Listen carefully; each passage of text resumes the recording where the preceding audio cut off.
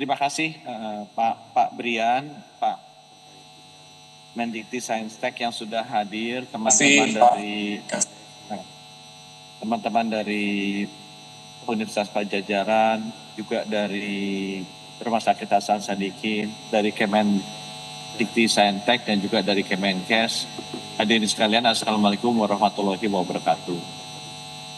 Jadi pada hari ini saya dan Pak Brian ingin menyampaikan penjelasan mengenai perbaikan-perbaikan yang akan kita lakukan berdasarkan kejadian-kejadian yang berulang terjadi mulai dari Semarang, Bandung, Jakarta, Manado, dan Medan terkait dengan para peserta program pendidikan dokter spesialis atau PPDS.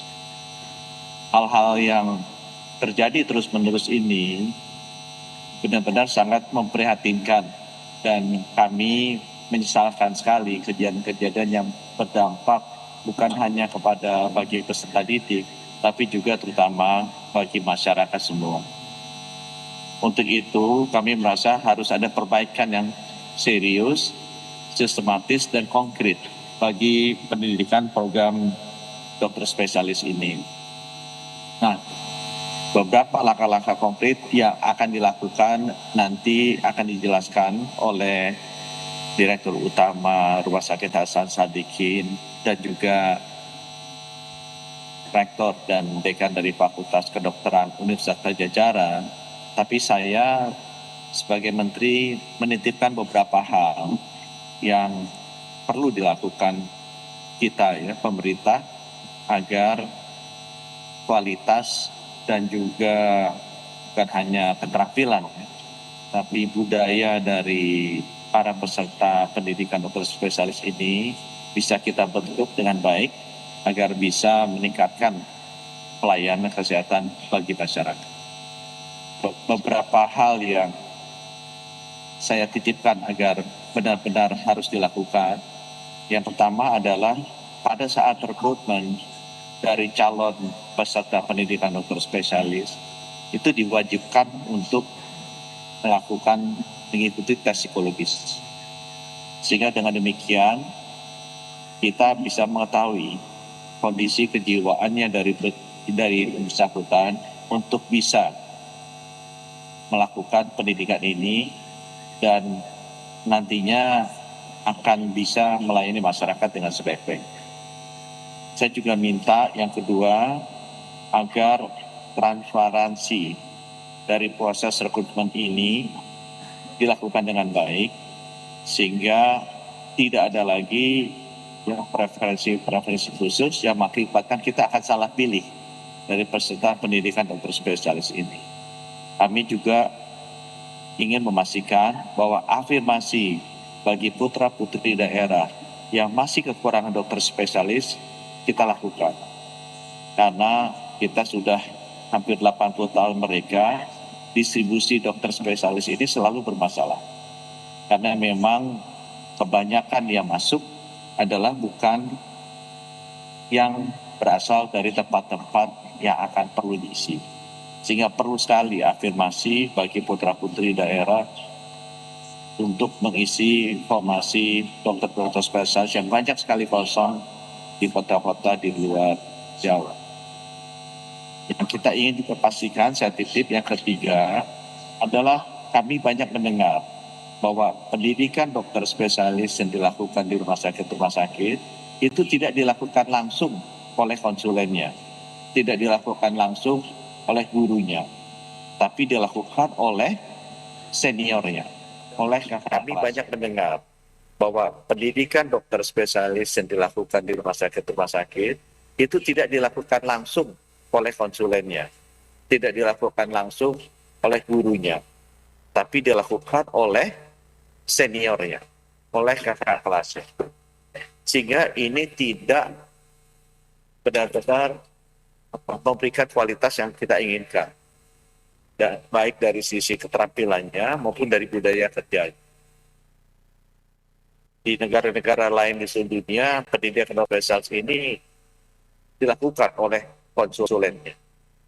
Dan ini yang kita lihat perlu perbaikan Dan itu harus disertai juga dengan logbook yang digital yang menggambarkan bahwa benar-benar konsulennya lah yang mengajar para dokter-dokter muda ini, bukan senior, bukan chiefnya ya. Yang saya dengar banyak sekali yang ngajar ini malah bukan konsulennya, tetapi senior. Kami juga ingin memastikan bahwa setiap 6 bulan harus dilakukan screening psikologis, sehingga kondisi kejiwaan daripada peserta didik ini bisa kita monitor dengan rutin.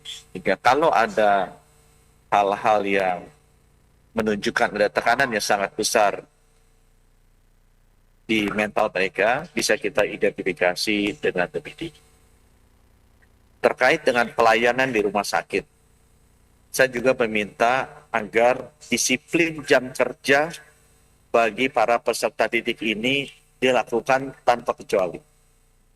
Kami mendengar bahwa para peserta didik dokter spesialis ini dipaksa bekerja luar biasa. Banyak yang bilang katanya ini untuk latihan mental, tapi menurut saya terlalu berlebihan. Aturan-aturan mengenai jam kerja bagi peserta didik itu sudah ada dan seluruh dunia juga standar. Saya minta bahwa ini benar-benar dipatuhi. Kalau pun mereka harus bekerja overtime di satu hari, berikutnya harus libur. Karena beban yang kerja yang sangat tinggi kalau dilakukan terus-menerus akan sangat menekan kondisi psikologis peserta didik. Saya minta seluruh rumah sakit Kementerian Kesehatan yang melakukan pendidikan dokter spesialis ini secara disiplin mematuhi jam kerja dari para peserta didik. Kemudian yang kelima ya, untuk pelayanan yang saya juga minta dilakukan di seluruh rumah sakit Kemenkes adalah jaminan keamanan dan pengawasan bagi peserta didik. Saya sering sekali mendengar bahwa para peserta didik ini disuruh-suruh melakukan pekerjaan yang seharusnya tidak ada hubungan dengan mereka, ya, atau bukan merupakan tugas mereka. Mereka harus dorong-dorong tempat tidur pasien, mereka harus bekerja disuruh-suruh sebagai kurir yang membawa bukti pemeriksaan lab atau request pemeriksaan lab, pengambilan obat, itu bukan tugas mereka. Itu sudah ada orang lain yang bertugas di rumah sakit pendidikan. Ya, jadi harus diawasi oleh para direktur utama pendidikan bahwa mereka benar-benar bekerja sebagai dokter yang belajar kompetensi yang lebih tinggi, bukan digunakan untuk melakukan pekerjaan-pekerjaan lain yang tidak esensial. Kemudian saya juga ingin memastikan yang ketujuh, bahwa harus ada forum rutin di mana kita bisa bertemu dengan mereka, para dokter spesialis ini. Saya juga akan memberikan komitmen waktu saya untuk bertemu dengan mereka, agar well-being mereka, kesehatan raga dan fisiknya dan juga mentalnya, itu kita monitor. Kalau ada masalah-masalah, kita bisa deteksi dini. Jadi saya minta semua dirut rumah sakit Kementerian Kesehatan itu harus rutin bertemu, turun langsung bertemu dengan mereka, melihat bagaimana kondisi mereka, dan segera melakukan intervensi kalau memang ada potensi masalah-masalah yang ada. Kemudian yang terakhir yang saya minta juga adalah tekanan dari pendapatan itu selalu saya dengar. Jadi para dokter spesialis ini umumnya sudah berkeluarga. Mereka juga sudah bekerja. Ya. Sekarang mereka harus mengikuti program pendidikan dokter spesialis, tidak mendapatkan pendapatan, sehingga tekanan finansialnya besar sekali. Ya. Belum lagi mereka harus membayar. Nah, ini yang nanti saya dengan Pak Brian rencananya kita mau menata ulang bagaimana pendidikan dokter spesialis ini bisa kita lakukan sama standarnya dengan pendidikan dokter spesialis di luar negeri, ya, di mana mereka sebenarnya bukan